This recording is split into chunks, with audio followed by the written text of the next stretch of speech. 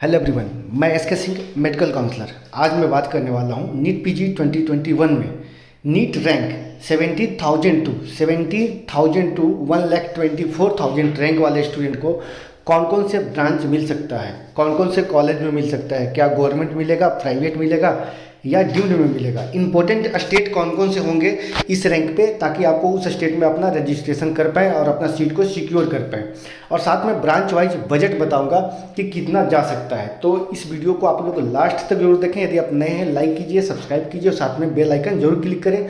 और यदि आपको एडमिशन से रिलेटेड गाइडेंस चाहिए, एडमिशन चाहिए, तो आप दिए हुए स्क्रीन पे नंबर पे आप कॉल कर सकते हैं। आपको हम और हमारी टीम आपको भरपूर कोशिश करेंगे, आपको गाइडेंस देने की कोशिश करेंगे, ताकि आपको चीप एंड बेस्ट आपके रैंक पे मिल सके। तो चलिए हम स्टार्ट करते हैं। सबसे पहले वैसे स्टूडेंट जिनका ऑल इंडिया रैंक 70,000 टू 80,000 है। इससे पहले मैं बता दूं कि अभी जो काउंसलिंग स्टार्ट होगा all India Kota, all India का मॉपअप राउंड स्टार्ट होगा, जिसमें जो नए स्टूडेंट क्वालिफाई हैं मॉपअप राउंड के लिए उन्हें जानना आवश्यक है, और जो पहले से क्वालिफाई उन्हें तो सारा इन्फॉर्मेशन मालूम ही है। अभी मॉपअप राउंड का फ्रेश रजिस्ट्रेशन चल रहा है।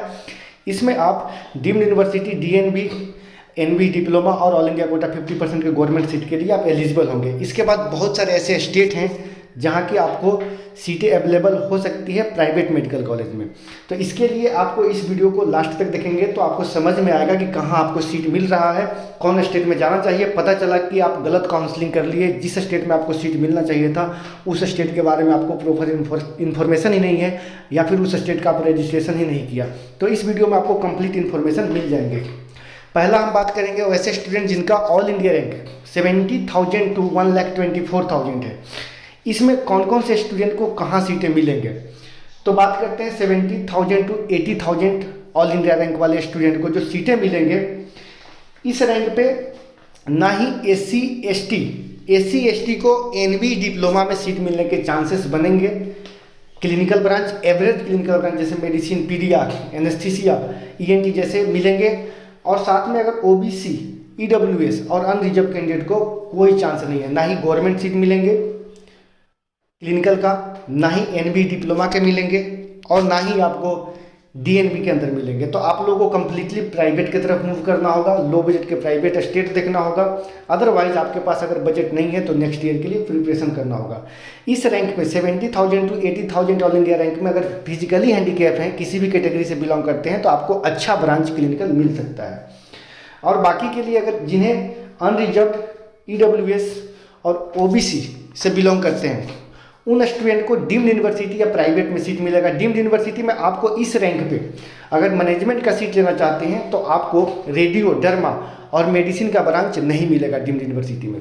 आपको इस रैंक पे एनआरआई कोटे से अगर पार्टिसिपेट करते हैं तो ही आपको चांसेस बनेंगे रेडियो, डर्मा और मेडिसिन के। इसके अलावा जितने भी ब्रांच हैं वो आपको मिलने के चांसेस बनेंगे, जैसे पेडिया हो गया, ऑर्थो हो गया, इसके बाद ईएनटी, एनेस्थीसिया, ऑप्थल, साइकेट्रिक, ये सब ब्रांच, ये सारे ब्रांच मिलेंगे। डिपेंड करेगा आपका बजट पे, क्योंकि बहुत सारे ऐसे कॉलेजेज हैं जिनका फी स्ट्रक्चर काफ़ी ज़्यादा है। अगर इस ब्रांच पे अगर आप ऑर्थो लेते हैं तो आपको साउथ के कॉलेज मिलेंगे तमिलनाडु और पौंडीचेरी में, जैसे अरुपलाई बीडू, श्री सिद्धार्था, या फिर आपको मिलेंगे Balaji, Shri Balaji, Shri Sathya Sai medical college, ACS medical college जैसे कॉलेजेज आपको मिलेंगे इस रैंक पे, जिनका क्वालिटी कोई खास नहीं है और फी भी काफ़ी ज़्यादा है। अब बात करते हैं हम जितने भी ब्रांच हैं, इन सभी ब्रांच के लिए ये जो मैंने कॉलेज का नाम बताया ये मिलेंगे। या फिर आपको महाराष्ट्र के अंदर डॉक्टर डीवाई पाटिल नवी मुंबई के मिलेंगे, डॉक्टर डीवाई पाटिल पुणे मिलेंगे, या फिर आपको संतोष मेडिकल कॉलेज उत्तर प्रदेश में चांस बन सकते हैं। अगला हम बात करते हैं वैसे स्टूडेंट जिनका all India rank 80,000 to 90,000 all India rank है। वैसे स्टूडेंट को जो सीट मिलेंगे, ना ही इनको मेडिसिन मिलेंगे, ना ही रेडियो मिलेंगे, ना ही डर्मा मिलेंगे। अब इस रैंक पे बात करते हैं, अगर आप गवर्नमेंट सीट लेना चाहते हैं तो पीडब्ल्यूडी यानी कि फिजिकली हैंडीकेप स्टूडेंट को गवर्नमेंट सीट मिल पाएंगे। बाकी एससी एसटी कैटेगरी से जो बिलोंग करते हैं उनको प्योर गवर्नमेंट सीट एमडीएमएस का नहीं मिलके एनबी डिप्लोमा का या फिर डीएनबी के अंदर लोअर क्लिनिकल ब्रांच मिल सकता है, लेकिन हायर क्लिनिकल ब्रांच बिल्कुल भी नहीं मिलेगा। तो बाकी जिन्हें जो स्टूडेंट ईडब्ल्यूएस और ओबीसी एंड जनरल कैटेगरी से बिलोंग करते हैं या फिर जो कैटेगरी से बिलोंग करते हैं एससी एसटी से और उनको हायर क्लिनिकल ब्रांच चाहिए, तो आपको प्राइवेट या फिर डीम्ड की तरफ मूव करना होगा। तो इस रैंक पे जो आपको बजट हो सकती है वो काफ़ी ज़्यादा हो सकती है। इस रैंक पर अगर रेडियो और डर्मा अगर प्राइवेट या फिर डीम्ड में लेना चाहते हैं तो आपको डीम्ड में लेना चाहते हैं तो आपको एनआरआई कोटे से जाना होगा। एनआरआई कोटे से ही आपको सीटें मिल सकती है, अदरवाइज मैनेजमेंट कोटे के जो नॉर्मल सीटें डीम्ड यूनिवर्सिटी में वो नहीं मिल पाएगा। इस रैंक पे जो आपको सीटें मिलेंगे, नॉर्मल सीट मिलेंगे, वो एनेस्थीसिया मिलेंगे, ईएनटी मिलेंगे, ऑप्थल मिलेंगे, ये सारे ब्रांच आपको पैथोलॉजी मिल सकते हैं इस रैंक पे। लेकिन higher clinical branch radio, derma, medicine, paedia, gynae ये सब नहीं मिल पाएंगे। बाकी स्ट्रे वैकेंसी में लक बाई चांस मिल सकता है। लास्ट में मैं बात करूंगा कि किस रैंक पे कौन कौन से स्टेट में आपको पार्टिसिपेट करना चाहिए। अब बात करते हैं वैसे स्टूडेंट जिनका all India rank 90,000 to 1 lakh है। तो इस कंडीशन में मैं आपको बता चुका हूं कि फिजिकली हैंडीकेप को इस रैंक पे भी सीटें मिल सकती है, अच्छी क्लिनिकल ब्रांच मिल सकती है। एससी एसटी को एनबी डिप्लोमा के अंदर सीटें मिल सकता है, बाकी कहीं सीट नहीं मिलेंगे, या फिर मिलेंगे भी तो lower clinical branch state counselling से इन सर्विस वाले को मिल सकती है।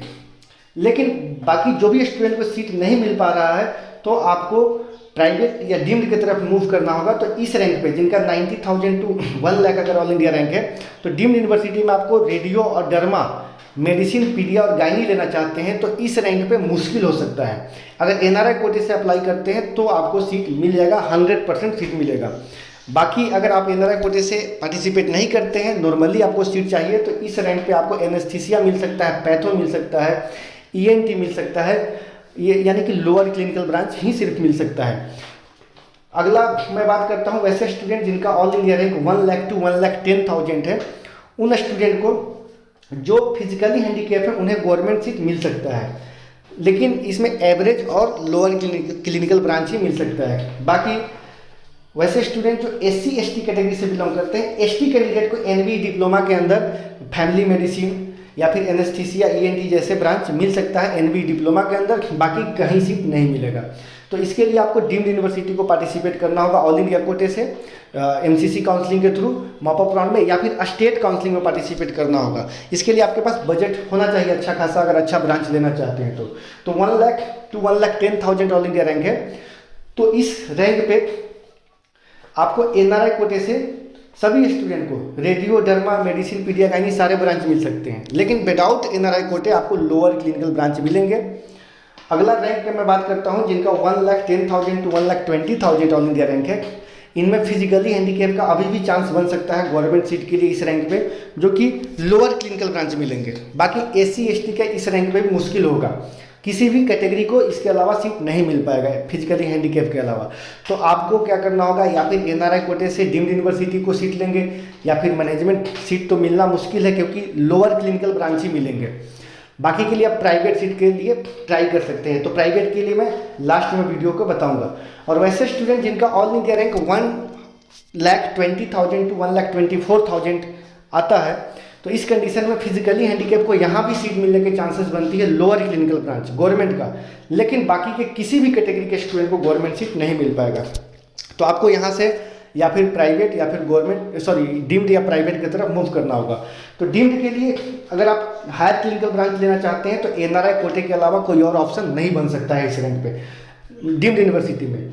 बाकी के लिए अगर चाहते हैं विदाउट एनआरआई तो लोअर क्लिनिकल ब्रांच के चांसेस बन सकते हैं, पैथोलॉजी मिल सकते हैं, एनेस्थीसिया मिल सकता है, वो भी लक फैक्टर होंगे। तो इस रैंक पे आपको एनआरआई का पार्टिसिपेट करना होगा कोटे से। अब हम बात करते हैं कौन कौन से स्टेट में किस रैंक पे ज़्यादा बेनिफिट मिल सकता है, स्टेट वाइज बात करते हैं। जिनका ऑल इंडिया रैंक 70,000 टू 80,000 है और आप हायर क्लिनिकल ब्रांच लेना चाहते हैं तो आपका बजट काफ़ी ज़्यादा जाएगा, बजट आपको काफ़ी ज़्यादा चला जाएगा। तो इस रैंक पे आप पार्टिसिपेट कर सकते हैं। कर्नाटका कर सकते हैं, मैं कंटिन्यू बोलते आया हूँ, कर्नाटका कर सकते हैं, राजस्थान कर सकते हैं, हिमाचल प्रदेश कर सकते हैं, या फिर आप छत्तीसगढ़ कर सकते हैं, वेस्ट बंगाल कर सकते हैं, आंध्रा तेलंगाना कर सकते हैं। और एनआरआई कोटे से अगर चाहते हैं तो इन सभी स्टेट में आप पार्टिसिपेट कर सकते हैं। चांसेस बनेंगे लेकिन फी काफ़ी हाई जा सकता है। 80,000 टू 90,000 रैंक है तो भी आप इन्हीं स्टेट में करेंगे, कर्नाटका, राजस्थान या फिर आंध्र प्रदेश, तेलंगाना। इसके बाद आपको हरियाणा, हिमाचल प्रदेश ऐसे स्टेट में पार्टिसिपेट कर सकते हैं। यूपी में भी ट्राई कर सकते हैं, यहाँ पे आपको सर्जरी, एनेस्थीसिया, पैथो जैसे ब्रांच मिल सकता है। बाकी के जो स्टूडेंट 1 लाख टू 1,24,000 अगर ऑल इंडिया रैंक आता है तो आप राजस्थान में आपको अच्छा अपॉर्चुनिटी मिल सकता है। राजस्थान में जो कैटेगरी से क्वालिफाई है उन स्टूडेंट को भी एलिजिबिलिटी दी जाती है, तो आप राजस्थान कर सकते हैं जो ओबीसी से क्वालिफाई है। लेकिन जो ओबीसी से क्वालिफाई है और उनका कोई पार्टिकुलर डोमिसाइल स्टेट है, उस स्टेट में एलिजिबल होंगे या फिर डीम्ड यूनिवर्सिटी के लिए एलिजिबल होंगे। अदरवाइज किसी और स्टेट के लिए एलिजिबल नहीं है। लेकिन एक स्टेट ऐसा है जहां अगर ओबीसी से या फिर एससी एसटी कैटेगरी से अगर आप क्वालिफाई हैं तो भी वहां पे आपको गोल्डन अपॉर्चुनिटी है, वो है स्टेट राजस्थान। यानी कि राजस्थान में जो कैटेगरी से भी क्वालिफाई होते हैं उन स्टूडेंट को भी मौका दी जाती है। तो इस अपॉर्चुनिटी को, इस गोल्डन अपॉर्चुनिटी को आपको बेनिफिट उठाना है तो बिल्कुल आप पार्टिसिपेट करें। और ख़ास करके मैं बात कर रहा हूँ वैसे स्टूडेंट को जो पिछले 2-3 साल से नीट का एग्ज़ाम दे रहे हैं और वो काफ़ी कम स्कोर करते हैं, यानी कि क्वालिफाई नहीं होते हैं या फिर रिवाइज कट ऑफ के बाद वो क्वालिफाई हो पा रहे हैं। तो इस कंडीशन में यदि आपका बजट का प्रॉब्लम नहीं है तो हमें आप सबसे यही रिक्वेस्ट है कि आप नेक्स्ट ईयर के लिए आप ट्राई नहीं करें। तो इसी साल अगर आपको सीट मिलता है तो इसी साल आप सीट को ले लें, क्योंकि आपका साल भी जाएगा और ना जाने हर साल फी में चेंजिंग आती रहती है, हर साल डिमांड बढ़ते रहता है। और दूसरी प्लस पॉइंट ये है कि आने वाला दिन में नेक्स्ट ईयर से हो सकता है एनएमसी का जो फी रेगुलेशन है, जो 50% प्राइवेट कॉलेज के जो फी होंगे या डीम्ड यूनिवर्सिटी के, ये गवर्नमेंट को दे दी जाएगी। तो इस कंडीशन में बाकी के जो 50% सीटें होंगे इसका फ़ी काफ़ी हाई चला जाएगा। यानी कि फ़ी अगर सेम रहता है तो other charges, extra charges add करके वो कहीं ना कहीं काफ़ी हाई फी कर देंगे, क्योंकि उसी फी से, उसी सीट से 50% सीट से उनको पैसा कमाना होगा। तो इस कंडीशन में आपको आने वाला जो नेक्स्ट ईयर होगा वो आपको काफ़ी दुखदाई हो सकता है, क्योंकि इस साल आपको टाइम भी नहीं मिला, रिवाइज कट ऑफ का वेट भी कर रहे थे और रिवाइज कट ऑफ के बाद क्वालिफाई भी कर गए और आपके पास टाइम मात्र लगभग 50 to 60 डेज आपके पास बचे हुए हैं। इस 50 to 60 डेज में अगर आप कड़ी मेहनत करते हैं, लगातार मेहनत करते हैं तो हो सकता है आप अच्छा स्कोर कर पाएंगे। अदरवाइज लगता है कि नहीं कर पाएंगे तो आप ड्रॉप ना लेके इस साल सीट जरूर ले लें। अगर बजट में लगता है कि कुछ बजट का प्रॉब्लम है तो उसे अरेंज कीजिए, नहीं तो आपको साल भी जाएगा और ना जाने नेक्स्ट ईयर क्या होगा। जिस तरीके से काउंसलिंग लगातार डिले होते चला जा रहा था, इस डिले को देखते हुए कहीं ना कहीं ऐसा लगता है कि आपको टाइम कम मिला और इस कम टाइम सेशन में आप अच्छे तरीके से अपने आप को प्रिपेयर नहीं कर पाएंगे। तो आने वाला दिन भी ऐसा ही हो सकता है। ये मैं आप लोगों को इसलिए बता रहा हूँ कि 2, 4, 5 लाख के चक्कर में बहुत सारे ऐसे स्टूडेंट हैं जिनका बजट है 30 लाख पर एनम का, लेकिन उन्हें कॉलेज 35 लाख पर एनम का हो रहा है और उनके पास कैपेसिटी है कि वो सीट को ले सकते हैं, लेकिन फिर भी वो नेक्स्ट ईयर के लिए जा रहे हैं। तो ये कहीं ना कहीं नुकसान हो सकता है। और दूसरी प्लस पॉइंट ये है कि इस बार जो काउंसलिंग हुआ है थोड़ा अनएक्सपेक्टेड हुआ है। राउंड 1 हुआ ऑल इंडिया का या फिर स्टेट का हुआ, राउंड 2 हुआ। इसमें स्टूडेंट अपने आप को जज नहीं कर पाए कि हमारा जो रैंक है इस रैंक पे और बेटर सीटें मिल सकती थी, लेकिन वो डर के बहुत सारे स्टूडेंट राउंड 1 में गलत सीट को ऑप्ट कर लिए, ज्वाइन कर लिए। बहुत सारे ऐसे स्टूडेंट थे जो राउंड 2 में ज्वाइन कर लिए। तो मैं आपको एक चीज़ बता दूँ लास्ट मोमेंट पे कि वैसे स्टूडेंट जिन्हें ऑल इंडिया के राउंड 1 या राउंड 2 में सीट मिल चुका है और ज्वाइन कर लिए हैं, वैसे स्टूडेंट मॉपअप में पार्टिसिपेट नहीं कर सकते हैं। या फिर वैसे स्टूडेंट जिन्हें स्टेट से राउंड 1 या राउंड 2 में सीट मिल चुका है और सीट को ज्वाइन कर चुके हैं, वो भी ऑल इंडिया कोटे की मॉपअप राउंड में एलिजिबल नहीं है। इन बातों को आपको ध्यान रखना है, लाइटली नहीं लेना है, नहीं तो आप फंस सकते हैं। फिलहाल के वीडियो में इतना ही दोस्तों, थैंक्स फॉर वॉचिंग।